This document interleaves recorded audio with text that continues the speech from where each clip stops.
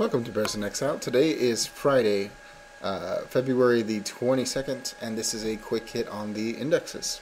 This is going to be a little bit longer than usual because there's so much to go through and it's going to be very, very interesting. Starting off with the Dow.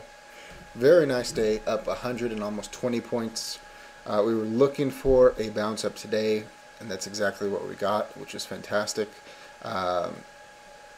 A little surprising how strong it was, but this is completely and totally a good thing.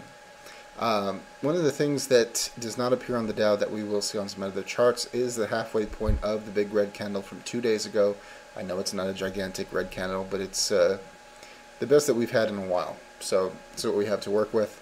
And it did beat and close above the halfway point, which should have been resistance, but it sliced through it like butter.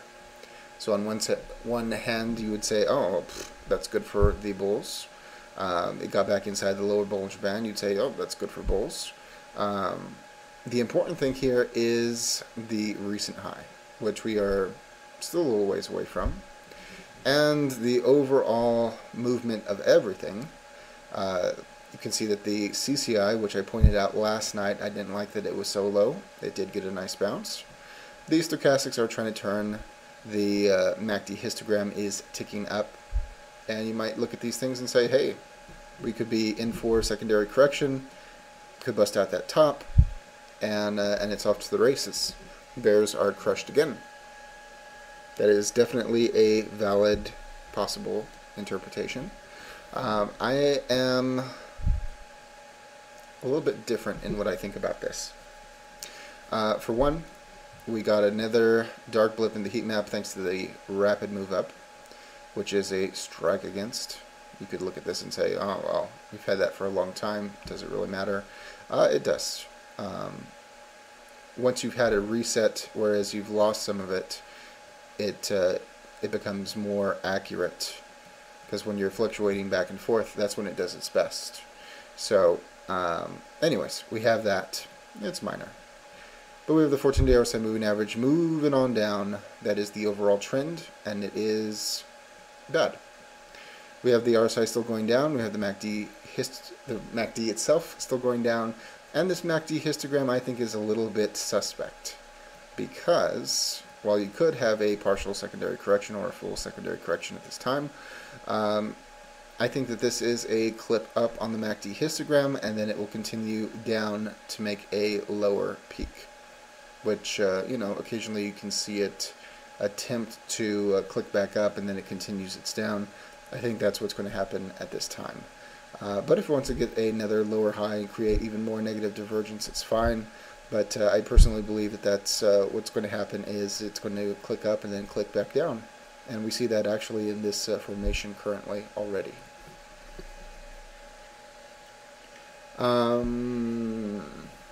So, could go either way, but I am definitely more of the bearish persuasion at this time. Going on to SPX. This one's going to be a little clearer. Or maybe much clearer. And what do we have? We have not anywhere near the midpoint resistance, first resistance of the big red candle. It did have a very nice day, but we can see there's a difference here. The CCI didn't go up nearly as much. The stochastics did not turn at all. Everything is still ticking down. The MACD histogram going essentially sideways. So this one definitely looks worse than the Dow on that hand. We also have the little bit of a blip, just like the Dow. And back inside the lower Bollinger Band. Actually, we never closed outside of it. And it's starting to crimp once again, telling us that there's going to be a big move in a certain direction. I think the positioning and the type that we have here definitely favors the bears. I think that the indicator-wise definitely favors the bears. And what else can we gather from this? Well, I want to look at the weekly, which is something that I don't do very often. But we can see something very interesting here. We have a doji, almost a spinning top, and indecision candle at the top of a range. Not a good sign if you are a bull. What else do we have here? something very, very, very telling, I think. The heat map in the weekly is more accurate than the daily.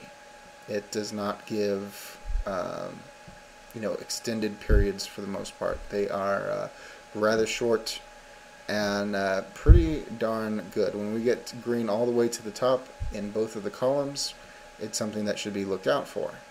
And in this case, we definitely have a topping area in the heat map. We can see that when the heat map finishes, we always have a corrective move. Always.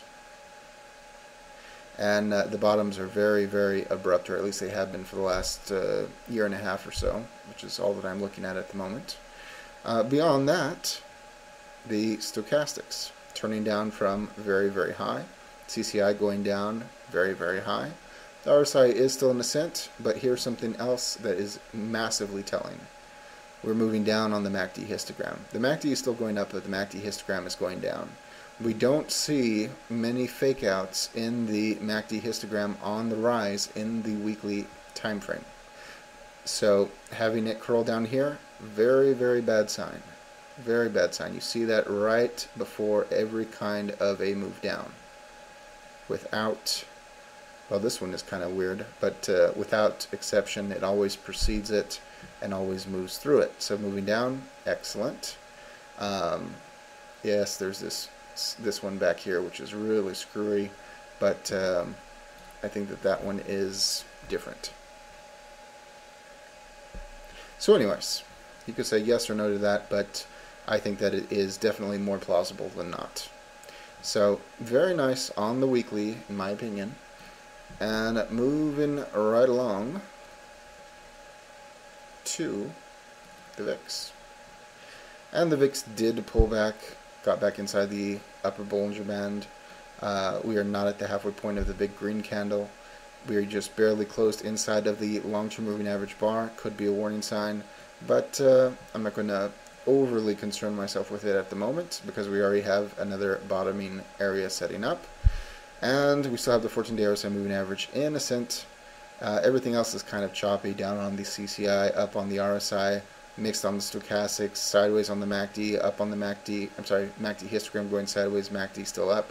So this one is kind of wishy-washy, but getting back inside outside the upper Bollinger Band, or the long-term moving average bar. Woo, I can't talk tonight, sorry. Will definitely be a really, really good sign, and it certainly has the possibility of doing that. The long-term moving average bar is going to take damage in this move already, so not bad. And looking at TNA, this one looks weak to me, just like SPX. Barely got above yesterday's candle, nowhere near the midpoint of the big red candle, making another topping sign in the heat map. 14-day RSI moving average going down, stochastics down, CCI RSI up, MACD down, MACD histogram down, different, notice. And looking at the internal structure of volume, I think it's very encouraging for the bears. Been watching the volume price trend, getting ever so close to its trigger point. I think that this will cross by the midpoint of next week. Continue to run out of room in the accumulation distribution. The on-balance volume did tick back up after looking like it was going down for a tag, but that's alright. I'm not overly concerned that it got a one-day tick up. So sooner or later this is going to run out of room also. Of course, we still have two reds in the volume-weighted MACD and the dual volume flow. We can also see that it is fighting with the 20 moving average, and all we have to do is get below it once again and we'll be going into the 50. So very encouraging. Now what else can we see? Well, there's plenty more we can see. Going to look at the excuse me, the weekly on TNA. And what do we have here? We are very close to a downtick on TNA. It is a, I don't know if you'd call this a spinning top, or if it would be, it's not pretty enough to be a hanging man, but certainly looks like it wanted to be. Anyways, topping area here in the weekly, most definitely. Stochastics going down, CCI going down, MACD histogram going down. It definitely has an opportunity at this point. And something that's very interesting here that I found is that when we have a topping area in the heat map, for the most part, the average decline is $10 or greater.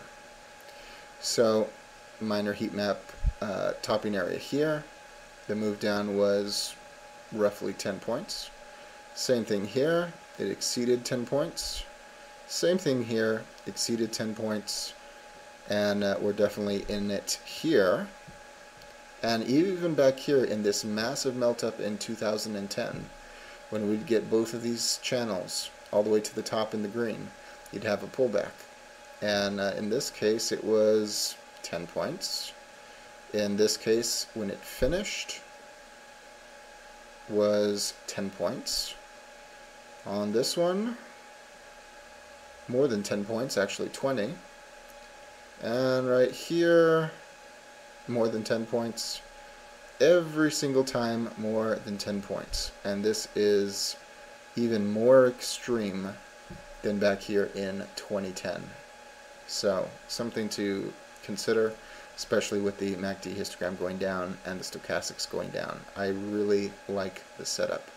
Really like the setup. So, I think next week will be very, very interesting. There's a lot of news. GDP, Italian Prime Minister being elected, and most of all, the sequester running out of time. Next week is the last week before it kicks in. There's no indication as of yet that there's a solution. So, yeah, I'm hoping that the news will help carry the day, and we'll have a really nice down week. Beyond that, I think that's it. Hope you have a nice weekend, and as always, all investing decisions are your own. This chart and video for entertainment, educational, and consumption of time purposes only. Thank you very much.